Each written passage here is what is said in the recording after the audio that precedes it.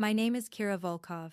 I'm 29, and I live in a glass and concrete shoebox above a noodle shop in the arts district of downtown LA. The air here smells like oil paint and fried garlic, and for the last 3 years I've fed myself on both. By day, I take commissions, album covers, motion posters, the occasional gallery wall.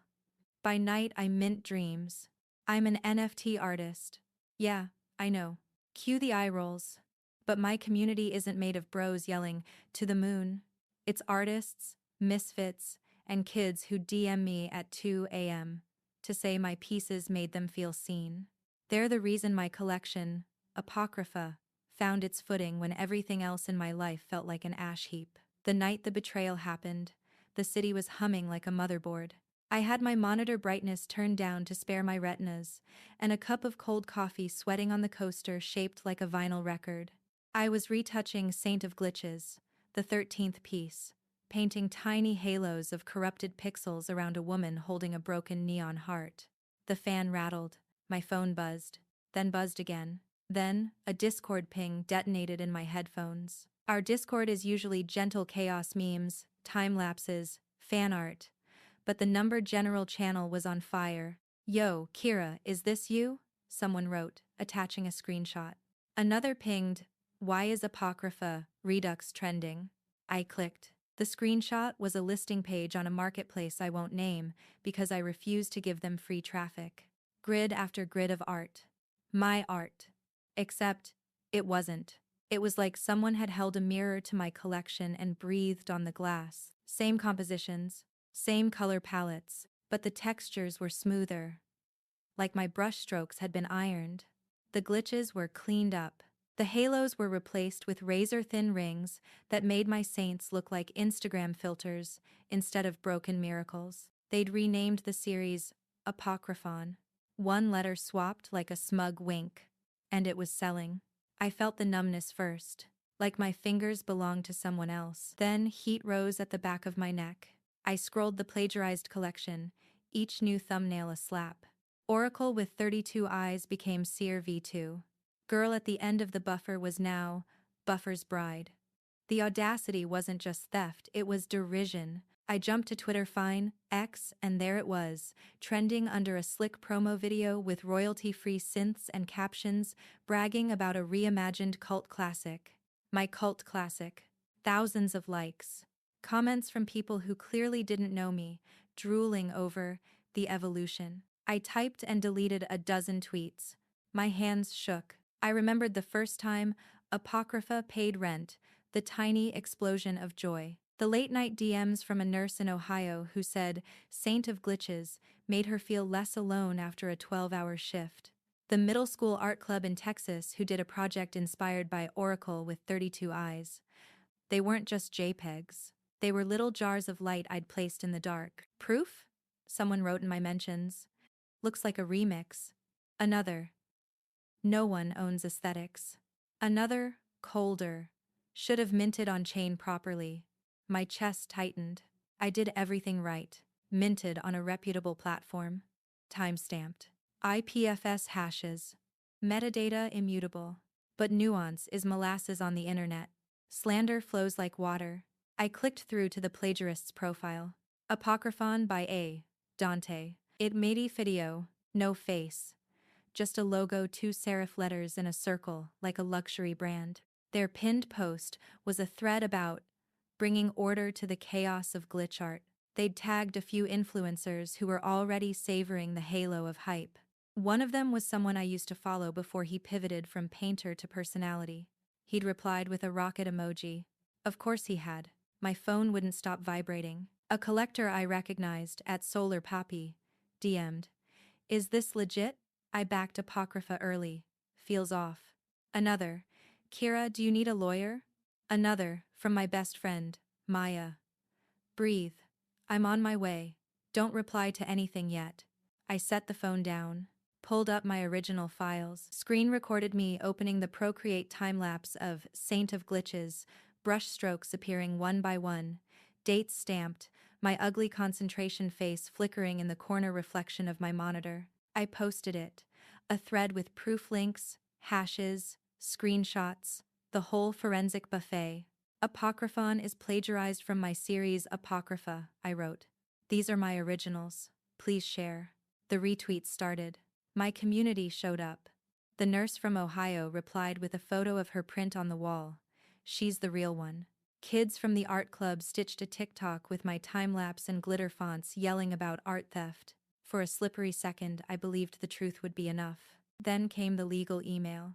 Subject line: Notice of defamation. My stomach dropped before I opened it. It was from a firm with a name like a monolithic tomb. They represented A. Dante, who, they claimed, had created Apocryphon from entirely original processes, and my accusations were damaging and malicious. They demanded I retract within 24 hours or face injunctive relief. In the margin, my reflection looked warped, like a funhouse mirror. I laughed. A dry, hysterical sound I didn't recognize as mine. Malicious? Someone had cribbed my visual vocabulary and ironed it flat, and I was the problem? I called Maya. Open the door, she said. She was already in the hallway, hair in a messy bun, hoodie zipped halfway up, smelling like vanilla and weed. She set a paper bag on my desk. Tacos. Eat one. Then we burn down the internet. I'm being sued for telling the truth, I said. She raised a brow. Threatened with a lawsuit, she corrected. There's a difference. Maya works in PR for a streaming company. She knows the difference between a threat and a grenade. We ate in silence, me chewing like a wind-up toy while notifications continued to flare. Our Discord mods opened a new channel, Number Receipts, and the community started cataloging similarities between Apocrypha and Apocryphon. Side-by-side screenshots. Color-matched gradients. Even an identical dead pixel I'd hidden as a wink for myself. Find the wallet, Maya said, licking salsa from her thumb. Follow the money. I pulled up Etherscan. The A. Dante contract led to a cold wallet, then to a burner, then to another. Whoever they weren't sloppy. But one transaction tied to a secondary sale pinged a hot wallet that had interacted with a handful of known collectors. One handle I recognized made my mouth go dry. A few months ago, I mentored a small group of up-and-comers on Discord. One of them was a guy who went by ADN. He asked sharp questions. He wanted to learn about my process, my color grading, even my naming conventions. He submitted works that were close but original, inspired rather than stapled. I'd told him to keep pushing. He'd vanished mid-program, citing life stuff. N. A. Dante. The letters hung like a neon sign, flickering. Coincidence could be a sick joke, or it could be the most obvious mask in the world. Send him an email, Maya said. No, I replied. If it's him, he'll lawyer up harder. If it's not, I give away our suspicion. I stared at the notice of defamation again. My hands wanted to shake. I told them no. We can go nuclear, Maya said quietly. Public campaigns, influencers, hashtags, you'll win the timeline, lose your soul. I thought of the nurse in Ohio. The art club in Texas. My jars of light. What did winning even mean? I opened my files again. I looked at my saints and oracles and girls at the end of the buffer. I looked at the ugliness, the dead pixels, the corruptions, the human mistakes that made them alive. What A. Dante had done wasn't just steal. He'd sterilized. He'd made my glitches cosmetic, made my pain cute. Something inside me snapped into place. Not rage. Resolve. Fine. He wanted to play brand warfare? I'd turn it into a mirror he couldn't stand to look at. I began sketching on a blank canvas. A new series. Not Apocrypha, not a public defense. A satire. A mirror with teeth. The first piece was a man in a bishop's collar, whose face was a grid of other people's faces, all slightly misaligned. Lips where eyes should be, eyes where cheeks belonged, each grid cell stamped with a transaction hash. I named it Cleric of Copies. Okay, what is this? Maya asked, peering over my shoulder. A sermon, I said. And a trap. My plan unfolded as I sketched, like I was discovering a route that had always existed, but only now was visible. I'd make a new collection that exposed Apocryphon without naming it. Each piece would riff on the theft itself, rote imitation, influencer dog whistles, the algorithm's hunger. I'd mint them with open source provenance tools, annotate the metadata with annotations anyone could verify. Then, the part that made my skin prickle with a different electricity. I'd airdrop a percentage of royalties to my original Apocrypha collectors and contributors every time Cleric of Copies sold. Turn my community into an anti-fraud army with skin in the game. Will they get it? Maya asked. They will, I said.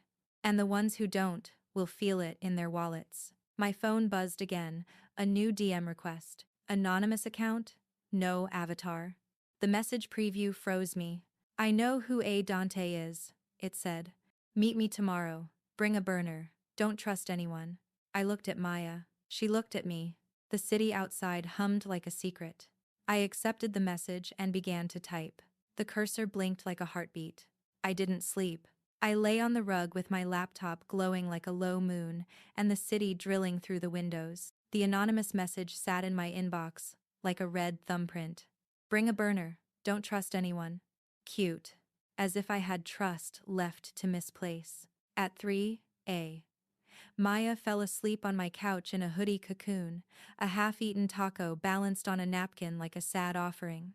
I watched the time-lapse of Cleric of Copies on loop, the bishop's face assembling and disassembling into borrowed features.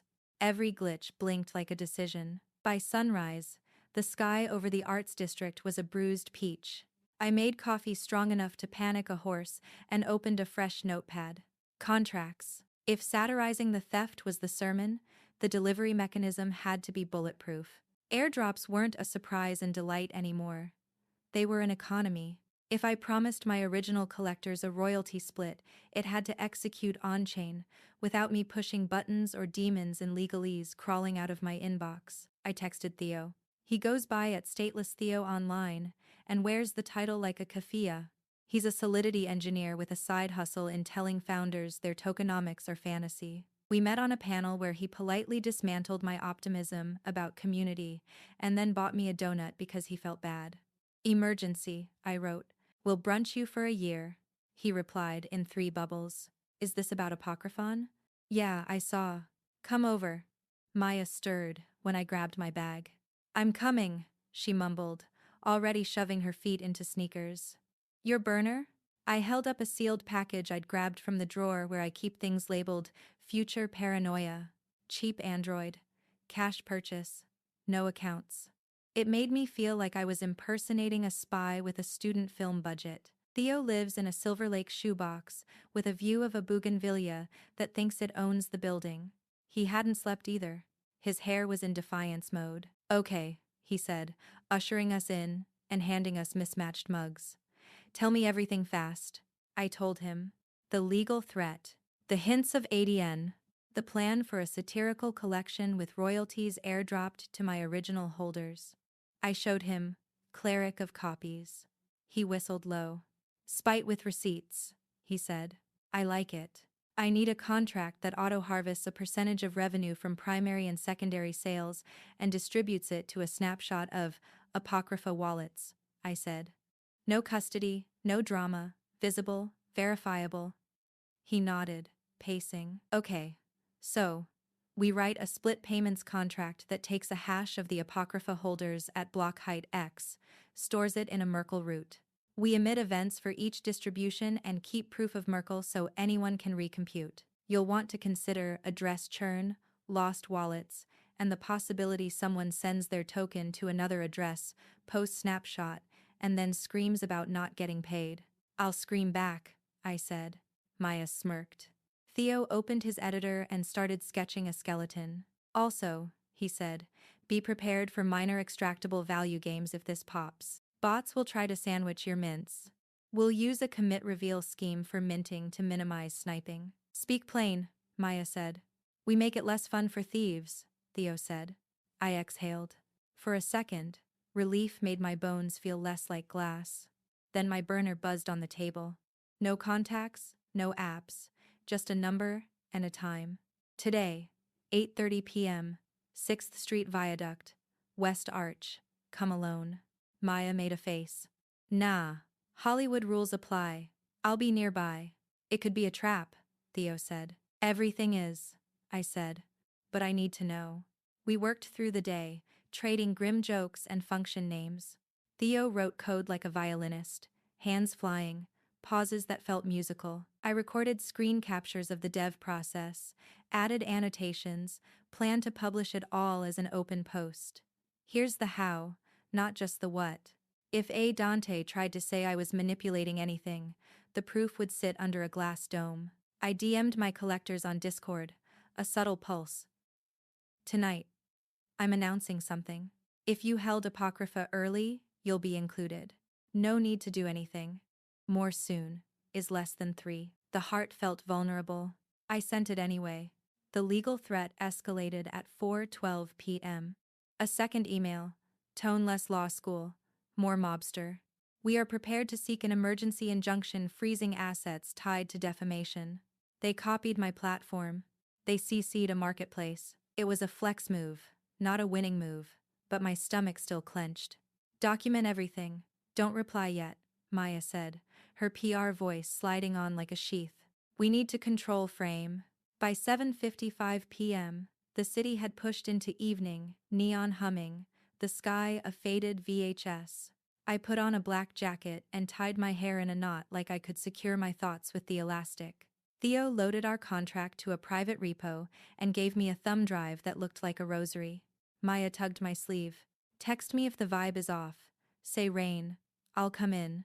The 6th Street Viaduct is a skeletal cathedral of concrete and light, the arches like rib cages against the city's glow. Skateboard wheels clicked somewhere below. L.A. River winked dull steel. I walked to the West Arch, heart drumming a beat my feet matched. A figure stepped out of the shadow, hoodie up, mask on. Could have been 25. Could have been 45. They moved with the shoulders of someone who spent too much time carrying other people's secrets. You came, they said. Voice flattened by a cheap voice changer. You asked nicely, I said. They looked at my burner. Turn off Bluetooth. I did. I don't have long, they said.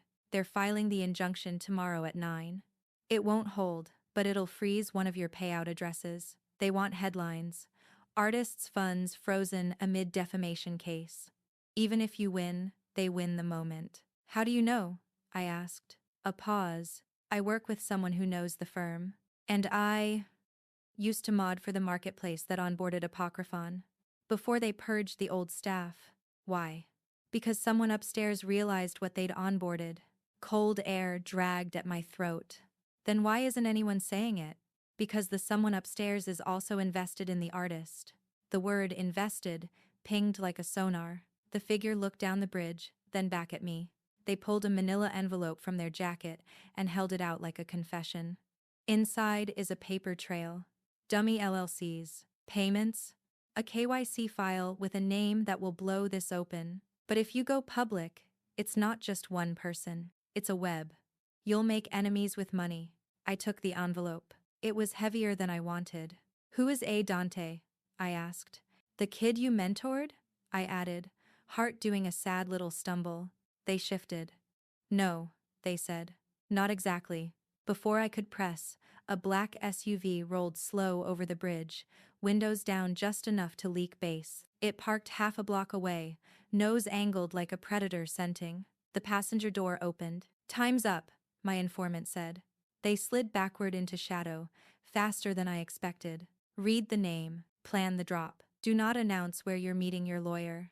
The SUV's passenger climbed out, a silhouette against headlights. Tall. A jacket that cost more than my rent. He flicked a cigarette into the gutter and stepped toward me like he owned the distance. My phone buzzed in my pocket, Maya. I ignored it. I tucked the envelope under my jacket and walked. Not away. Past. As if I were merely someone with somewhere to be, and the night was none of my business. He watched me. The corner of his mouth twitched under the streetlight. Not a smile. An assessment. He didn't follow. He just made sure I saw him see me. When I got to the car, Maya ripped the passenger door open from the inside like it offended her. What was that? She said. Who was that? Someone who wants to be seen, I said, breath finally breaking loose. Back at my apartment, we spread the envelope's contents on my desk, like we were laying cards for a mean tarot. There were photocopies of wire transfers, a chart of ownership that spiraled into shells, screenshots of internal marketplace messages with timestamps and clipped, panicked sentences. And then the KYC file. I turned the page, and the room went narrow. A driver's license photocopy, California. The face unsmiling but unmistakable. Not ad done, not a kid. A man with a podcast and a fellowship and a TEDx talk. The influencer who'd replied to Apocryphon's launch with a rocket emoji. A name even my mom would recognize. Maya swore, soft and lethal. Theo, on speaker, went silent. Beneath the license was an NDA signed 6 months ago between his media company and a Delaware LLC, with letters that meant nothing until I traced them back to a wallet on Etherscan. The wallet that first funded A. Dante. My hands shook now, not with fear, but with the tectonic shift of a truth slotting into place. This wasn't a lonely plagiarist in a studio apartment. This was a small empire built on borrowed shine. My laptop chimed. A calendar invite. Anonymous sender. Subject. Coffee, to discuss opportunities. Location. A cafe 2 blocks away. Time. Tomorrow, 8:45 a.m. Maya looked from the invite to the license to me. They're coming to you, she said, smiling for the camera. I pulled up Theo's code, the contract that would move money where my mouth was. I pulled up Cleric of Copies, its grid face of stolen faces peering back. I pulled up a blank canvas, fingers hovering. If they wanted a show, I'd give them a premiere. I clicked record on my screen, opened a new file, sketched the next piece without thinking. A man in a sharp suit with a halo made of quotation marks, each one borrowed from someone else, each one stamped with a $sign. A message pinged on the burner. Unknown number. One line. Careful, Kira. He eats people who think they're fireproof. I looked at the driver's license again. At the signature I'd seen signing books on live streams. At the rocket emoji in my mentions. Somewhere below us, the noodle shop closed with a rattle that sounded like a lock clicking home. Okay, I said. Let's go to war. I hit deploy on a testnet version of the contract, watched the transaction hash bloom, then reach confirmation. Event emitted. Funds split. Addresses logged. A working spine. Maya squeezed my shoulder. Theo exhaled in my ear. And then the lights blinked. Not a cute flicker. A gulp. 2. My screen stuttered. The neighborhood went quiet in that way that screams. Across the street, the billboard that usually pushes sneakers went black. Then lit up again with a single image. A white circle. 2 serif letters inside. The logo of A. Dante. The billboard across the street glared through my window like an accusation. 2 serif letters, bright white on black. A. D. The logo pulsed once, twice, then dissolved into static. For a heartbeat, I thought I was hallucinating. Then Maya whispered, "That's not just your billboard." She turned her phone toward me. Dozens of screenshots, people across L.A., New York, Miami, posting photos of the same glitching logo on their timelines. Digital vandalism, disguised as marketing. Theo's voice came sharp through the speaker. This isn't a coincidence. He's hijacking ad servers. That's coordinated. He's flexing, Maya muttered. Showing you how high his reach goes. I closed the curtains. The darkness felt safer than the glow. The rest of the night melted into jittery minutes. We checked that Theo's contract files were safe, backed up, mirrored, encrypted. Then we tested my wallet connections. No breaches. Still, my skin crawled like something had touched me through the wire. I didn't sleep. Not after the burner buzzed again at 3:09 a.m. Unknown. You shouldn't have opened the envelope. Think stored as. I froze. Maya sat up instantly. What now? I turned the screen toward her. She exhaled slow. Kira, whoever this is, they're watching your messages in real time. That's not a random burner ping. Theo messaged a few minutes later. Could be a SIM clone. Ditch the burner. Use Signal on the laptop only. I dropped the cheap phone into a mug of cold coffee. It fizzled like it deserved it. By morning, the city woke up to the chaos we'd been swimming in all night. Hashtags, number Apocryphone exposed, number art heist, number Kira Volkov. Half the tweets defended me. The other half accused me of publicity stunting. Someone had posted a fake screenshot of an apology statement with my signature. It read, "I regret accusing A. Dante. Art is collaborative." I felt my pulse spike. Maya. She was already typing. "I'm on it. We'll kill it. But this is a PR war now." At 8:45 a.m., I walked into the cafe from the anonymous invite. It was early enough that the espresso machine sounded like an airplane engine. The walls were chalkboard black, the kind of place where freelancers pretend to write novels. A man in a pale gray suit sat in the corner. No mask this time. I recognized him from the driver's license in the envelope. Adrian Dante, the darling of the crypto art scene, host of the Future Image podcast. The man who once called me a rare hybrid of emotion and code in a panel interview. He smiled like a shark pretending to be a mentor. "Kira," he said, rising halfway from his seat. "I was hoping you'd come." "Can't resist a good story," I said. He gestured to the chair across from him. "Then let's make sure you're writing the right one." His voice was calm, rich, rehearsed. Every syllable dripped with, "I'm the adult in the room. You know why you're really upset?" he said, leaning in. "Because I did what you couldn't. You made beautiful art. I made it scalable." My jaw clenched. "You stole it." He smiled wider. "I repurposed it. You inspired me. That's what art does." He took a sip of coffee, unbothered. "I own the LLC, the rights, the distribution channels, and now I own the narrative. Not for long." "Oh, Kira," he sighed, like a teacher disappointed in a gifted but naive student. "You don't beat a machine by screaming at it. You feed it." He slid something across the table, a folder, thinner than the envelope from last night. "Inside is a partnership offer. A rebranding of Apocrypha. We'll say it was a collaboration all along. You'll get a 6-figure payout and back-end royalties. Your followers will forgive the noise." For a long second, the hum of the espresso machine filled the silence between us. Then I laughed. Low, short, sharp. "You think this is about money?" He shrugged. "Everything is about money, even revenge." I leaned forward. "You built your empire on stolen art. Every piece you sell will echo my brushstrokes. I don't need to fight your machine, Adrian. I'll rewrite its code." Something flickered behind his eyes. A crack in the calm. He leaned back, tapped his fingers on the table. "You really think your little satire project can touch me?" "I don't need to touch you," I said. "I just need to make you visible." He smiled again, but it didn't reach his eyes. "Careful, Kira. Visibility cuts both ways." He stood, adjusted his cufflinks, and left a business card on the table. Embossed. Expensive. The same 2 serif letters. When he walked out, I realized my hands were shaking. I wasn't scared. I was alive. Maya was waiting outside in the car, eyes scanning for him. "Well?" He offered to buy my silence. She raised an eyebrow. "Let me guess. Polished sociopath energy?" "Certified." I opened the folder he'd left.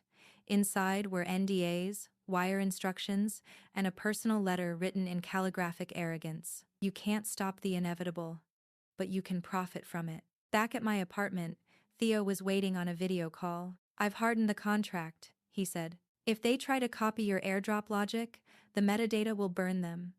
It's self-referencing, you literally can't fork it without the satire tagging the new version as plagiarism." "Like a digital curse?" Maya said. Theo smirked. "Exactly." I uploaded cleric of copies to the platform, ready to mint. The metadata description read, "This artwork verifies itself by rejecting imitation. If copied, it rewrites its own title to counterfeit of the counterfeit." Theo had embedded the logic deep in the minting script. Even if Adrian's team tried to duplicate it, the blockchain would publicly humiliate them. The drop went live at noon. My notifications exploded in real time. Thousands of retweets, comments, duets. The number anti-fraud army hashtag trended within an hour. Collectors who'd once felt powerless were now part of the distribution. Every sale sent a micro-share to every original holder of Apocrypha. The community was celebrating, memeing the thief, flooding the feeds with digital solidarity. For the first time in weeks, I smiled without irony. Then, at 3:14 p.m., my wallet froze. Theo's voice cracked through the call. Kira, they actually filed it. The injunction. I'm seeing your primary payout address locked on the chain bridge. That shouldn't even be possible. What do you mean locked? Someone got a court order into the exchange's compliance queue. They're freezing transfers under your name until a hearing. They can't. They just did. Maya slammed her hands on the desk. So the headline writes itself. Artists' funds frozen amid legal dispute. Exactly what he wanted. My laptop pinged with an incoming email. From a press contact at a major art magazine. We're running a feature on the Dante Volkov controversy. Would you like to provide a quote before publication? Attached was the draft headline.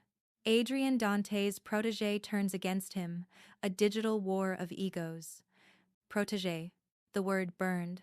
I stared out the window. The billboard was still looping the logo. But this time, as it flickered, something else appeared underneath. Lines of code. Theo's code. My metadata signature. Someone had hijacked the billboard back our side. The message that flashed next sent chills down my spine. They can freeze the money, not the message. My Discord exploded with new joins. Artists, collectors, even journalists asking for interviews. But amid the noise, one DM slipped through from an account named @Ghostline. You think you're safe behind art? Look outside. I stepped to the window.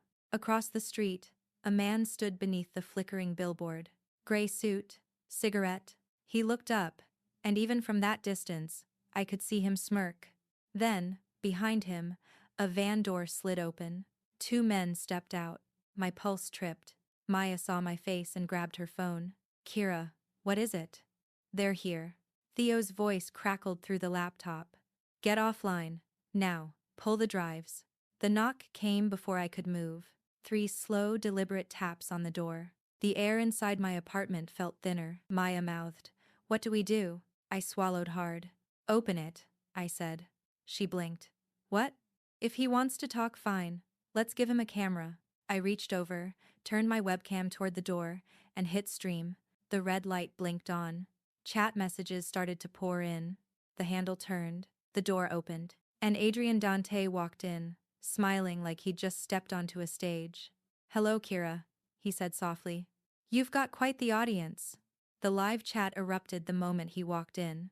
Lines of text blurred up the screen faster than I could read.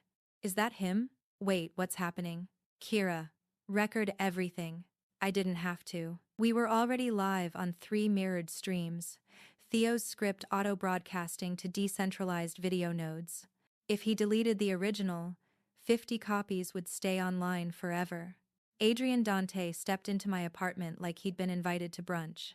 Gray suit, pressed. Expensive cologne. The faint, smug calm of a man who knew he looked good on camera. Maya stood beside me, phone up, recording. Her knuckles were white. Theo's voice buzzed in my earbuds. You're live to 40,000 viewers. Just stay calm, don't incriminate yourself. I didn't plan to, but I did plan to burn him. Adrian scanned the room.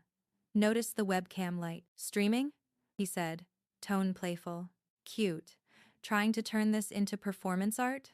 It's not performance, I said. It's transparency. He smirked. Then, let's be transparent. He reached into his jacket. Maya flinched and pulled out a folded document. An injunction order, he said, holding it up like a trophy. Effective immediately. You are to cease and desist the minting and sale of derivative works that maliciously misrepresent or defame my client. My client? I repeated. You mean you? He didn't even blink. Technically, yes. The chat went berserk. He just said it, on camera. That's an admission. Clip this. I saw the live viewer count tick upward 60,000, 80,000, 100,000. Adrian noticed too. His smile faltered. You're making this worse for yourself, he said, voice tightening. You think the internet is your friend. But it eats its heroes. It'll eat you too. I stepped closer, enough that the mic caught every breath. You plagiarized my work, Adrian. You used shell companies to hide your tracks. You built a fake persona A, Dante, so you could profit without getting your hands dirty.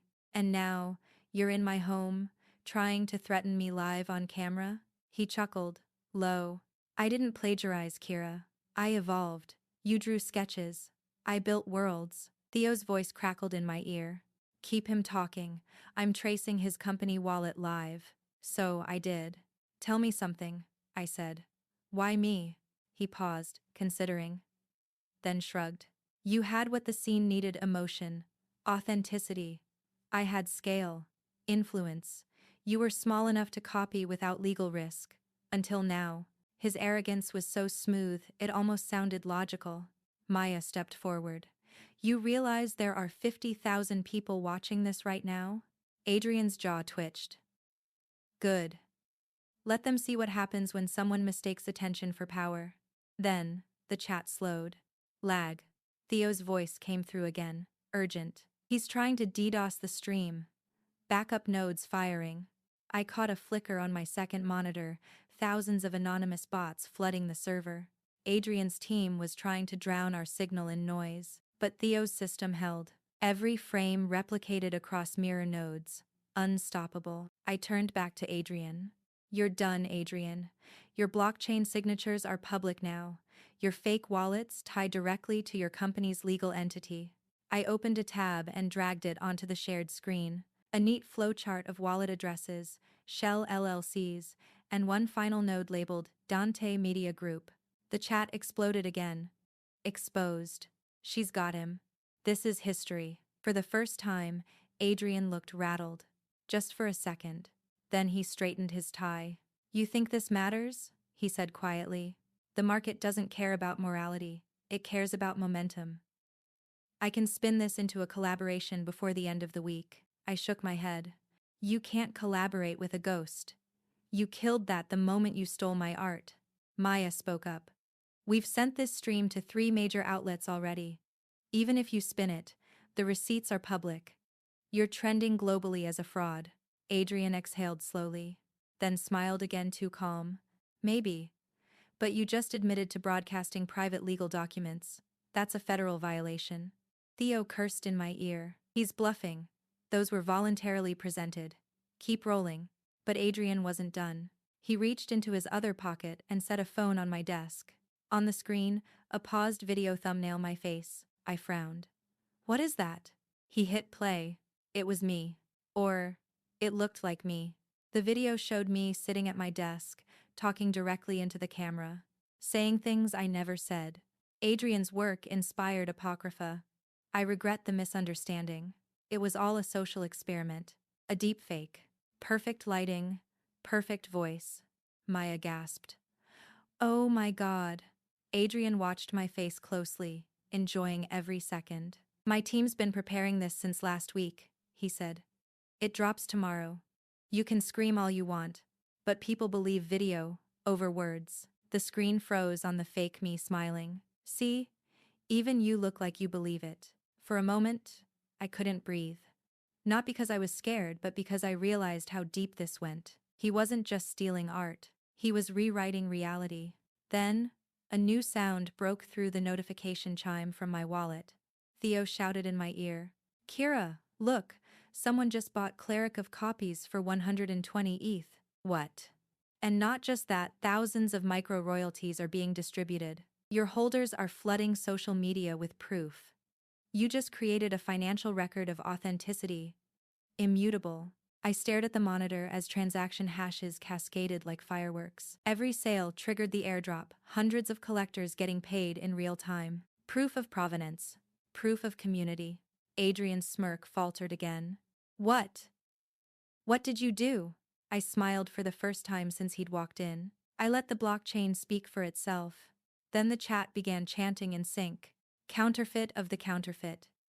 Counterfeit of the counterfeit. Counterfeit. Theo's code had activated. Every mirrored copy of Apocryphon on secondary markets was renaming itself live, metadata rewriting as the script detected matches to my new contract. The system he'd built to mass-produce art theft was now mass-producing his humiliation. Adrian lunged forward, slammed his hand on my laptop, trying to kill the feed. But the screen had already frozen on his face, eyes wide, mouth open. Maya stepped between us. "Get out." He looked at her, then at me, then at the blinking webcam light. "This isn't over," he hissed. "You think you've won, but you've just made yourself a target." I smiled, even though my heart was pounding. "Good. Let them aim." He hesitated for half a second, then turned and walked out, slamming the door so hard the window rattled. The moment he was gone, Theo shouted in triumph through the call. "We did it. The proof's immutable. He can't scrub it. Every NFT under his name is now marked counterfeit." The chat was chaos, fire emojis, crying emojis, heart emojis. Maya hugged me, shaking. I didn't feel relief. Not yet. Because just then, my screen flickered one last time. A new transaction appeared in my wallet, 0.001 ETH. Almost nothing. But the message embedded in its metadata froze my blood. "You exposed the puppet. Now find the puppeteer." The sender's wallet? An address ending in ADN7. The message blinked in my wallet like a heartbeat. "You exposed the puppet. Now find the puppeteer." From 0x94F3. ADN7. The letters ADN hit like a flash grenade. "Wait," Maya whispered, leaning over my shoulder. "That's him, isn't it? Your old student?" I nodded, numb. The one I'd mentored. The one who'd vanished months before Apocryphon appeared. The one I thought might have been Adrian's ghostwriter. But what if he wasn't just a pawn? What if he'd made the game? Theo was still on the call, euphoria fading into calculation. "That's a burner, but the suffix is too specific to be random. It's him. He's baiting you. Or warning me," I said. Maya crossed her arms. "Same difference. Don't take it." But I couldn't look away from the message metadata. It contained a single transaction note, a string of encoded text. LA node. Tomorrow, 1 a.m. No location, no explanation, just those words. That night, I didn't eat, didn't sleep. I just kept looping the stream replay, watching Adrian's smirk fade frame by frame, trying to feel victory, but all I felt was unfinished. If A. Dante was a front, then Aden was the architect. He'd built the brand, found the investor, and vanished like smoke. And now he was calling me to a meeting after midnight. "Don't go alone," Maya said, for the 100th time. "I won't," I lied. By 12:40 a.m., the city was a wet maze of sodium lights. I drove east, windows down, hoodie up, one AirPod in, with Theo on the other end. "Signal's spotty," he said. "You sure about this?" "Not even a little," I replied. The coordinates led me to a disused warehouse near the L.A. River, one of those places where murals bloom over decay. The kind of place that looks like a dream if you squint, and a crime scene if you don't. I parked under a flickering streetlight. A faint projection glowed against the corrugated wall. A digital skull made of glitching pixels. It shimmered, then fragmented into a QR code. I scanned it. A voice came through my AirPod instantly. Male. Young. Filtered through a synth mask. "You came. Good. Anne? I told you not to trust anyone. That includes Theo and Maya." I froze. "Excuse me? Your code was compromised weeks ago. Theo's repo was forked before you went live. Someone inside your own circle leaked your design." My heart skipped. "You're lying." "Am I? Look at your mirror contracts. Half the addresses resolved to wallets seeded by the same funding source as Dante's." Theo's voice cracked through, frantic. "Don't listen. He's spoofing your wallet data." Then, static. Theo's line cut. The skull projection shifted into a face, a low-poly render of a man, half human, half noise. "I built the first templates Dante used," the voice continued. "He paid me to mimic your style, to see if your audience would fall for it. But then he stole the code itself, my system for training image models on live art feeds." He paused. "He used you to train it, Kira. Your brushstrokes, your metadata, your Discord uploads. Every glitch you made, he fed it into an algorithm." "Wait, my art was data mined. Every piece." He sent a file transfer. My laptop pinged with a zip folder labeled Apocrypha Dataset V37. Inside, thousands of still frames from my live streams. My canvases, my sketches, my voice transcriptions scraped, cataloged, and labeled. He wanted to automate your soul, ADN said, but I didn't expect you to fight back. My stomach turned. So, what are you? His victim or his accomplice? Silence for a long moment. Both, he said finally. The projection flickered, replaced by a single line of text. Wallet compromise incoming. My laptop beeped again. Wallet, alert. Theo's voice popped back, shouting, Kira, disconnect now. Someone's draining your dev fund wallet's hundreds of micro withdrawals from contract calls. I yanked the Ethernet cable from my laptop, heart pounding. But before I could say anything, the projection changed again, now showing live security footage from inside my apartment. The camera feed panned across my workspace, my computer, my art tablets, then stopped on the window where two silhouettes were moving inside. Maya. And someone else. Maya? I breathed. The voice in my ear said, Told you, don't trust anyone. I grabbed my phone, opened the remote desktop connection. My camera feed blinked open clearer this time.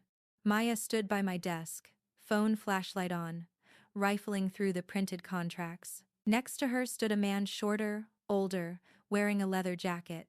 Not Adrian. He was pulling a drive from my tower. I hit the intercom on the feed. Maya, what are you doing? I Mariam. She froze, looked up. The light hit her face. Kira, wait. It's not what it looks like. The man beside her grabbed the drive and bolted. Maya shouted after him, then turned to the camera. He's from Inside Art. He said he wanted to help. The feed cut. The projection skull on the warehouse wall faded to black. You just lost your master drive, ADN said. Your metadata backups were on that machine, weren't they? My throat went dry. Who are you really, Aden? Someone who tried to make art immortal and ended up giving birth to a monster. Then, softer. You're not fighting one man anymore. You're fighting a network that learned how to counterfeit truth. The projection blinked out. My phone buzzed again, a new transfer from the same wallet. 0x94F3. ADN 7. This time the note said, Tomorrow, 5 p.m., the old studio, bring proof. I drove home like a ghost, every red light too bright, every street too empty. When I got there, the apartment was chaos, cables yanked. My hard drive's gone. Maya, sitting on the floor, shaking. I didn't know, she said, voice hoarse. He said he was a journalist. He wanted to verify our evidence. Then he grabbed the drive and ran. Theo joined the call again, furious. That was a plant. They've been one step ahead since day one. You need to lock down physically now, not digitally. But I wasn't listening. I was staring at the wall above my desk. The billboard outside was visible through the blinds, flickering again. Only this time, it wasn't Adrian's logo. It was mine. A glitching halo. A pixelated saint. One of my originals. Then the text appeared underneath. The counterfeit learns from the creator. Theo's voice came through, shaken. That's not an ad server hack. That's generative. The image is morphing. Think even discernology. But I have sod of the last down. I stepped closer to the window, heart hammering. On the billboard, my artwork began to change, shifting brushstrokes, new faces emerging where there shouldn't be any. It was painting itself. What the hell? Theo's tone went cold. Kira, I think Adrian used your dataset to train an AI, one that mimics your entire visual signature, Maya whispered. He built a ghost of you. And for a long, shivering moment, we all just watched it, my style, my colors, my soul replicating itself endlessly, perfectly, monstrously. I turned away from the window. Tomorrow we end this, I said. The old studio, the first place I ever painted Apocrypha. Theo's silence was heavy. You sure that's not exactly what he wants? Maybe, I said. But I'm done being predictable. I packed my laptop, a camera, and the last physical copy of my first NFT, the hand-drawn prototype on paper. The one thing not digitized, As I zipped the bag, another message flashed across the billboard outside, words forming in white light. "Hello, Kira." The signature underneath was terrifyingly familiar. Signed, A. Dante, Adden. I didn't tell Theo or Maya where I was really going. If this was the end, it had to be mine. By 4:30 p.m., the sun was collapsing behind the skyline, staining everything in rust and gold. The streets were quieter than usual, like the city was holding its breath. The old studio sat in an alley off Alameda, a brick warehouse where Apocrypha had been born. My first prints still hung on the walls, curled and faded from heat. It smelled like turpentine and dust and memories. I set my laptop on the same steel table I'd painted on years ago. The paper prototype, the very first, Saint of Glitches, sat beside it, wrapped in a plastic sleeve. This was the last original. Everything else was code, image, myth. This one still had fingerprints and coffee stains. At exactly 5, the door creaked open. Footsteps. Then a voice I hadn't heard in almost a year. "Hey, Kira." He looked older than I remembered. Adden. Real name, Adam Niles. The kid I'd mentored, the one with questions about brush rhythm and metadata hashes. Now he was dressed in black, hood down, eyes haunted. "You really came," I said. He nodded. "So did you." Silence stretched between us, the city hum outside, the soft whir of my laptop fan, my pulse. Then I said, "You worked for him." He flinched. "I built him." He walked closer, voice trembling.